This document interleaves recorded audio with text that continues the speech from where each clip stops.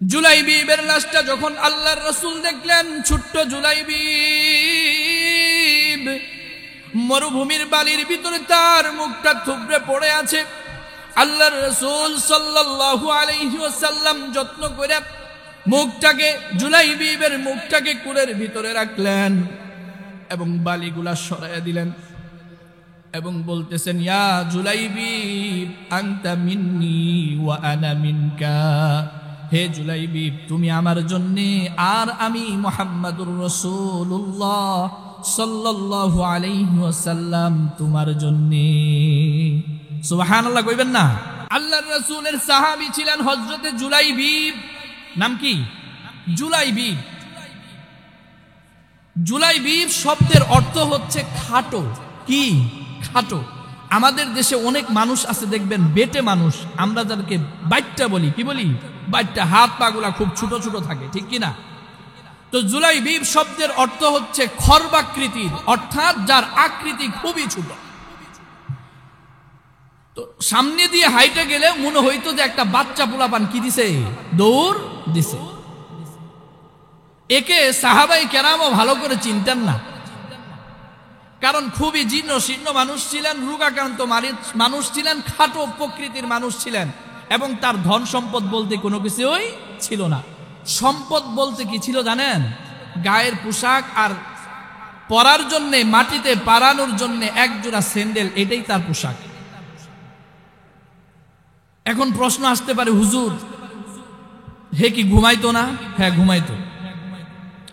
হাদিসের ভিতরে আসে জুলাইব যখন ঘুমাইতো, অর্থাৎ জুলাইবিব যখন রাত হয়ে যেত তখন ঘুমাইতো কিসের উপরে জানেন? তার বালিশ হইতো বগলের উপরে ধরে রাখা যে দুইটা চম্পল অর্থাৎ স্যান্ডেল, এই স্যান্ডেলটা মাথায় দিয়া ঘুমাইতো। সুবহানাল্লাহ। দুনিয়ার ভিতরে তার কোনো দাম নাই, কিন্তু আখিরাতে তার দাম আছে না নাই?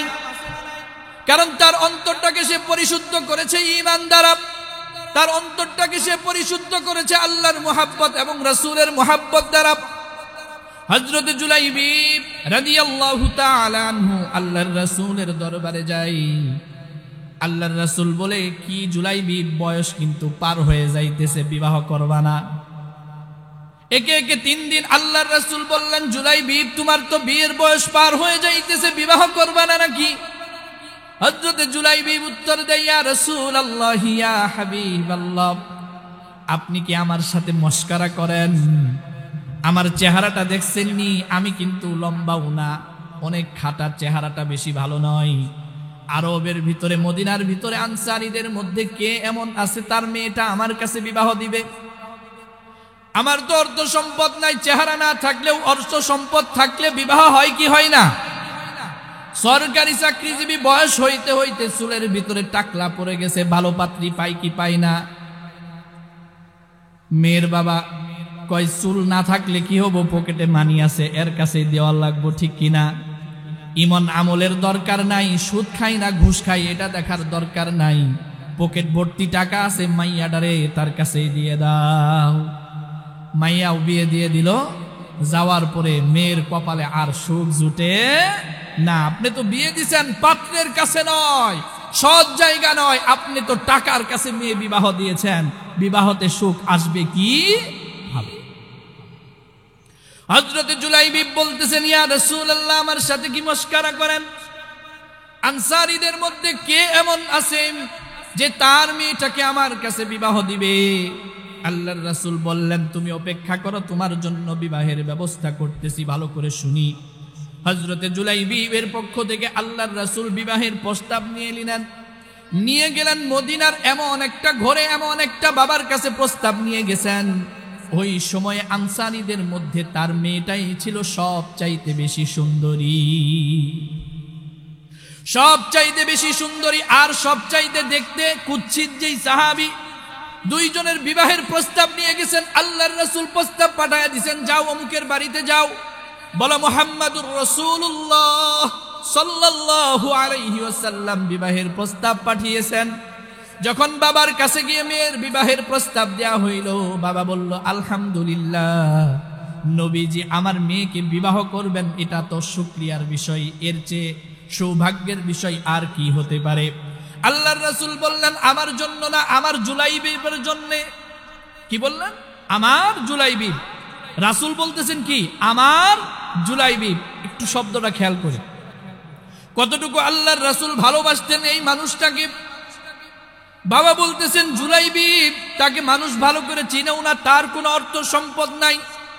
বাবা যদিও একটু রাজি হবে, কিন্তু মেয়ের মা কোনোভাবেই রাজি হয় না। এমন মেয়ের মা আমাদের সমাজে আছে না নাই?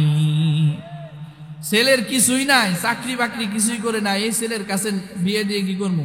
ছেলে নামাজ পড়ে খালি 5 ওয়াক্ত, ইনকামের প্রতি কোনো খেয়াল নাই, সুদ আইলে সুদও খায় না, ঘুষ আইলে ঘুষও খায় না। আমার মেয়ের কপালটা আমি সারখার করতে চাই না। এমন মা কথা বলে কি বলে না?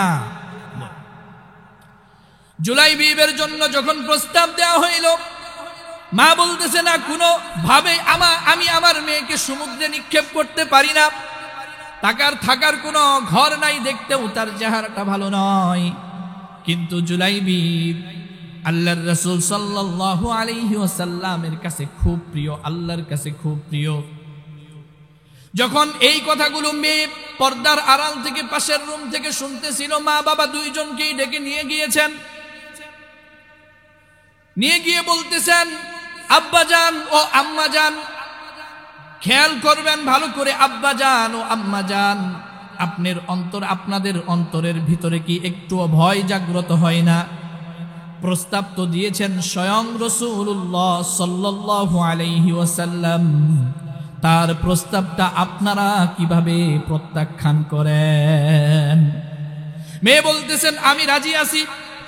মেয়ে বলতেছে কি? আমি রাজি আছি। যে প্রস্তাব আল্লাহর রাসূল এনেছেন, নিশ্চয় এই প্রস্তাবের মধ্যে কল্যাণ আছে না নাই? আছে। মেয়ে বলতেছেন আমি প্রস্তাবে রাজি আছি, আমাদের বিবাহের ব্যবস্থা করেন। আল্লাহর রাসূল সাল্লাল্লাহু আলাইহি ওয়াসাল্লাম জুলাইবি এবং মক্কা ও মদিনার সেই ষোড়শী নারীর সাথে বিবাহের ব্যবস্থা করে দিলেন। প্রথম রাত প্রত্যেকটা পুরুষ, প্রত্যেকটা নারীর জল্পনা কল্পনা স্বপ্নের সেই প্রথম বাসর রাত, যখন হযরতে জুলাইবি এবং ওই সাহাবিয়া যখন একত্রে একসাথে ছিলেন, খুশ গল্প করতেছিলেন, এমন সময় রাস্তা দিয়ে কে জানি দৌড়ায় যায় আর বলে যুদ্ধের ঘোষণা হয়ে গেছে, মুহাম্মদের উপর শত্রুরা হামলা করতেছে। কে তোমরা কোথায় আছো? মুহাম্মদকে রক্ষা করো, ইসলামকে হিফাজত করো। এই কথা জুলাইবিবের কানে যাওয়ার সাথে সাথে বিবির হাতটা ছেড়ে দিয়েছে। বলতেছে আমাকে ছেড়ে দাও, এখন আমার বাড়িতে আর বসে থাকার সময় নাই, আল্লাহর রাসূলের উপর আক্রমণ হবে। আর জুলাইবিব ঘরে বসে বসে বাসর রাত করবে, এমন জুলাইবিব তো এমন গুণের অধিকারী নয়। জুলাইবিবের বিবাহের ব্যবস্থা আল্লাহর রাসূল করে দিলেন, সব ব্যবস্থা আমাকে আল্লাহর রাসূল করে দিলেন। তার উপর আক্রমণ হবে, আল্লাহর রাসূলের সাহাবী বাড়িতে বসে বসে তার স্ত্রীর সাথে খুশ গল্প করবে, এমন তো সাহাবীর আচরণ হতে পারে না। বিবি অনেক কাকুতি মিনতি করলেন, কিন্তু কোনোভাবেই ছাড়লেন না।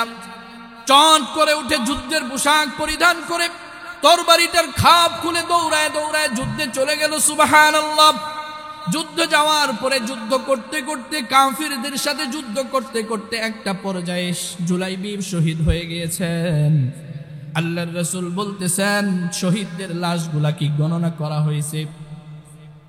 সাহাবায়ে কেরাম উত্তর দেয়, ইয়া রাসূলুল্লাহ, শহীদদের লাশ গণনা করা হয়েছে, আমরা পেয়েছি। কিন্তু আল্লাহর রাসূল বলতেছেন আইনা জুলাইবি, আমি তো জানি আমার উপর আক্রমণ হবে। এই কথা যদি জুলাইবি শুনে সে ঘরে থাকতে পারে না, আমি তো আমার জুলাইবিকে দেখতেছি না। তোমরা ভালো করে খুঁজে দেখো জুলাইবি কোথায় আছে, তোমরা ভালো করে খুঁজে দেখো জুলাইবিবের লাশটা কোথায় পড়ে আছে। আল্লাহর রাসূল সাল্লাল্লাহু আলাইহি ওয়াসাল্লাম সাহাবায়ে কেরামকে নিয়ে জুলাইবিবের লাশটা খুঁজতে বের হইলেন। খুঁজতে খুঁজতে দেখলেন একটা লাশ, ছোট্ট একটা লাশ, শহীদের লাশ পড়ে আছে, সাথে আরো 7টা কাফেরের লাশ।